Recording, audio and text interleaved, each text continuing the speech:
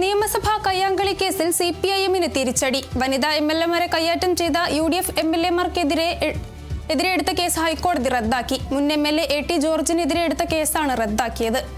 LDF-ന്റെ Nattika MLA Gita ഗോപിയുടെ പരാതിയിലാണ് case. സ്ത്രീത്വത്തെ അപമാനിക്കൽ അടക്കമുള്ള കുറ്റങ്ങൾ നിലനിൽക്കില്ലെന്ന് ചൂണ്ടിക്കാട്ടിയാണ് ഹൈക്കോടതി നടപടി.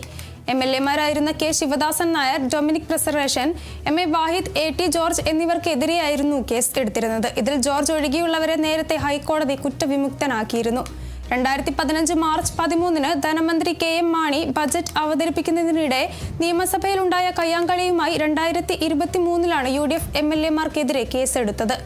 ഒന്നാം പ്രതിയായ ശിവദാസൻ നായർ ഗീതാ ഗോപിയെ ബോധപൂർവം തള്ളി താഴെയിട്ടെന്നും മറ്റു 3 പേരും ചേർന്ന് ഗീതയെ തടഞ്ഞുവെച്ചെന്നുമായിരുന്നു പരാതി. കേസെടുത്തതിനെതിരെ MLA-മാർ ഹൈക്കോടതിയെ സമീപിക്കുകയായിരുന്നു.